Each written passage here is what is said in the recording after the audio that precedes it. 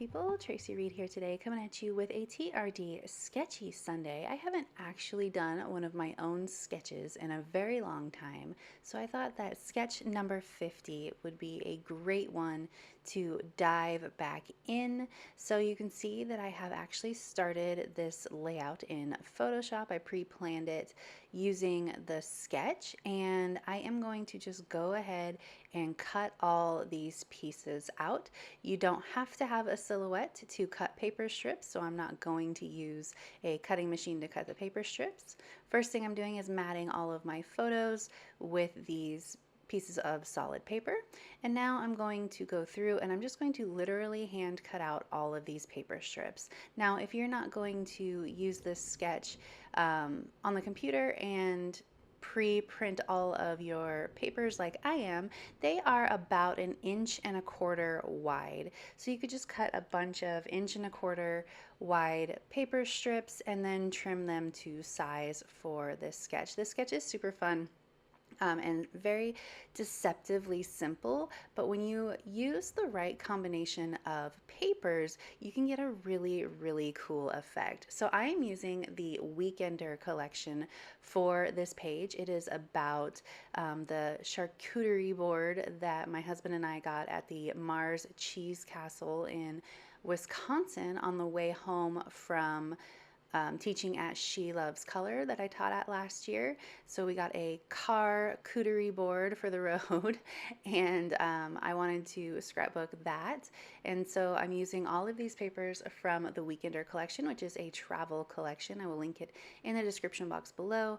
And it is also, or I will also be using a couple of icons from the hashtag foodie collection because there is a cheese block and a sausage in the foodie collection that I wanted to bring into this page. So you can see I've just about finished cutting all of these out, and you can see I also staggered the colors. So on one side, the pink stripes, it's a rainbow obviously, and the pink starts on the right one side, and on the top half it starts on the left. And this just made it so that it wasn't straight lines of color all the way across the page. Instead, you have a nice variation in the rainbow.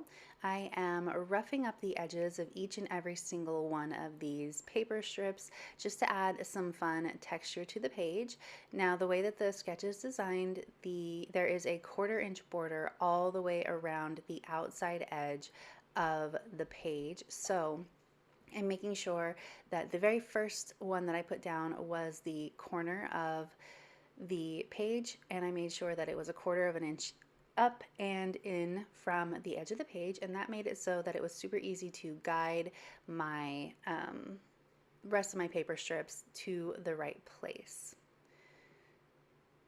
Got the bottom done, and now I'm going to work on the top as well. I know we're moving super fast, but this is pretty repetitive, and I think you get the gist before we get to the meat and potatoes of the layout. But I really love the way that the texture adds just that little pop to this page that makes it extra special. You could also add in stitching around the edges. That would be fun too, but I'm not great with the sewing machine, although I do bust it out for this page, but that would have been a little bit too much sewing for me specifically. I like a little bit more simplistic sewing, even though my sewing is always messy, and you will see that at the end.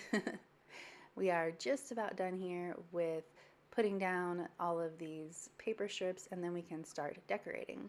So on the original sketch, as you can see, it has a bunch of embellishments just sort of clustered around the central photo.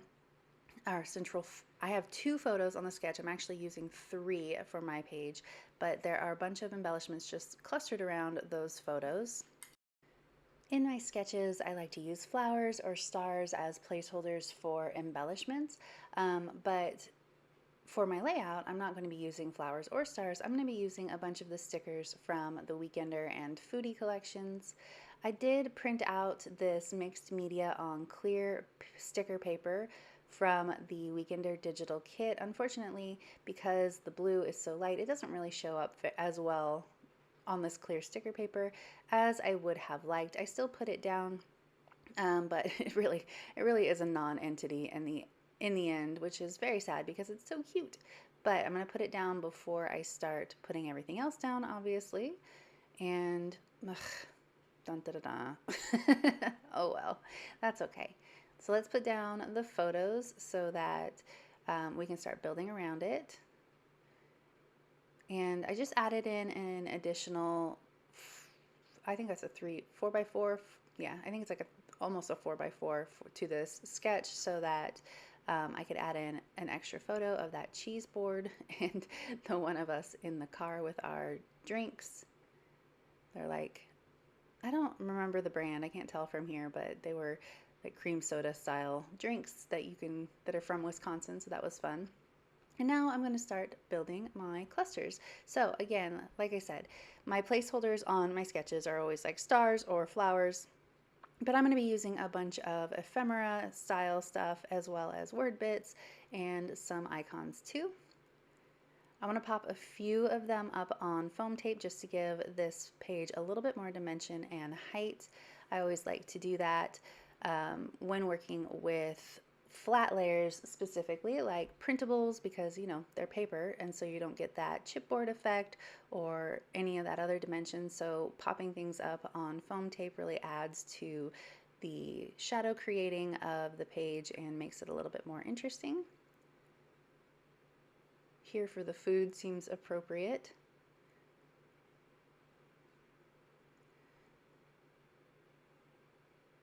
I always like to add a ton of words to my pages. I always notice that when I'm building them, that words, words, words, but we do add in some icons as well. Don't worry, we're getting there. First, we're starting with here for the food though.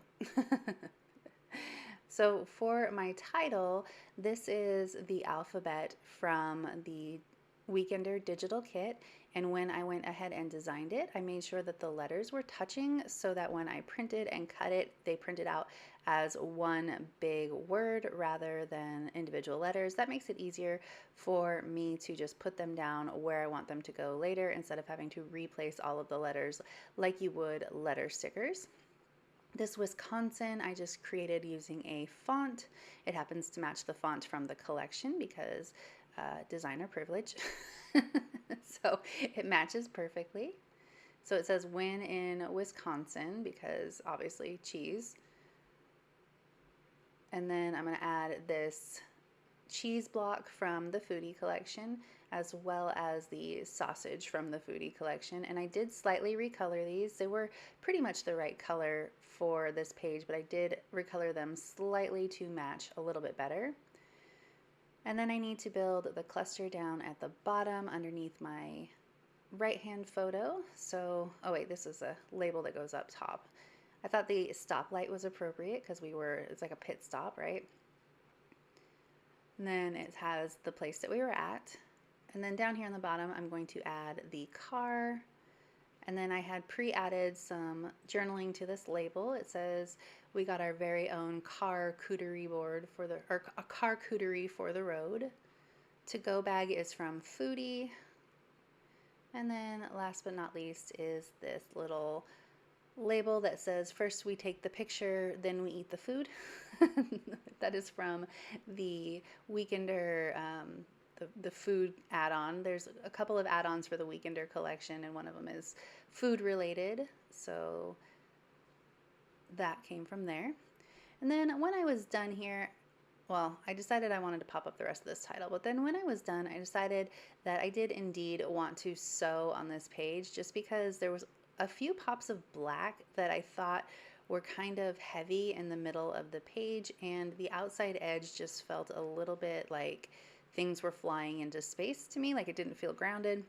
And so I'm going to add black stitching all the way around the outside edge of this page.